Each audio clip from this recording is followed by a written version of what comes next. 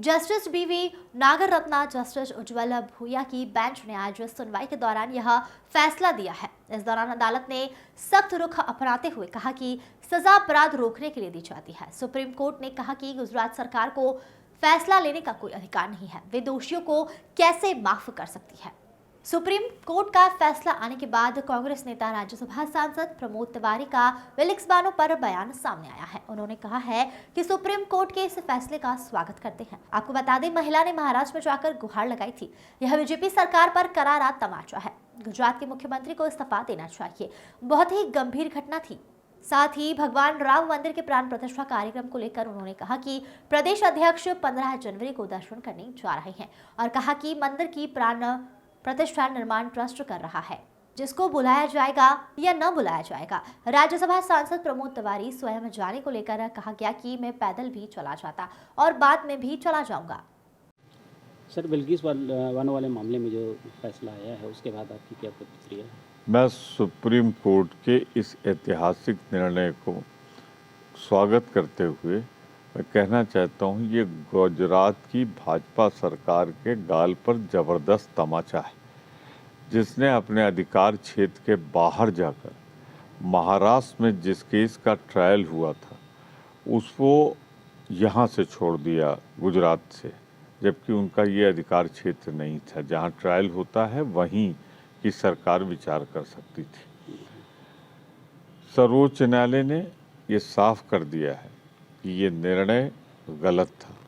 मैं इस ऐतिहासिक फैसले का हृदय से स्वागत करता हूँ।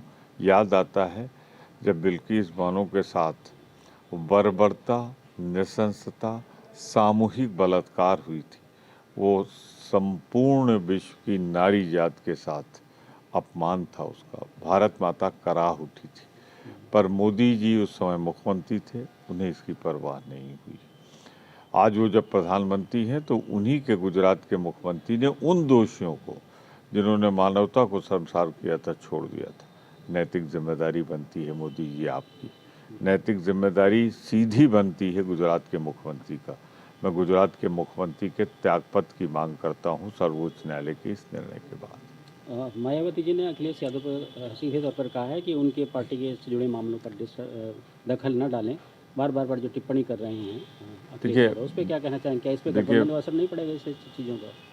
गठबंधन में संभावित बात चल रही है मायावती जी के साथ, गठबंधन में असर तब पड़ता जब सारे गठबंधन के सदस्य होते दोनों।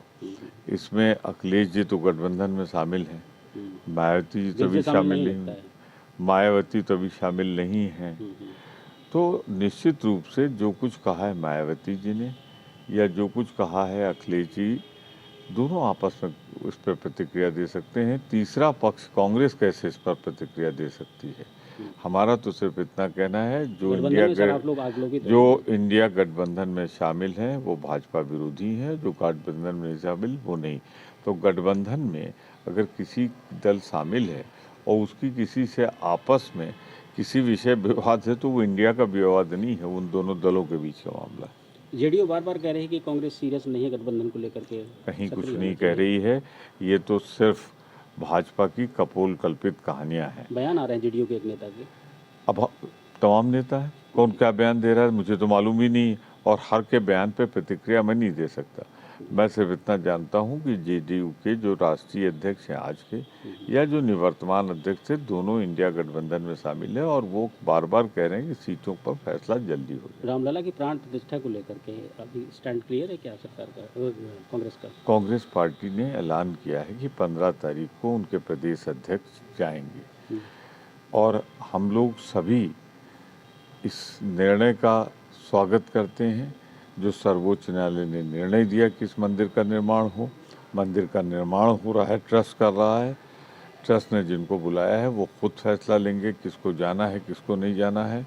जहाँ तक हम लोगों का सवाल है, हम सब पहले भी जाते रहे, बाद में भी जाएंगे। Bureau report.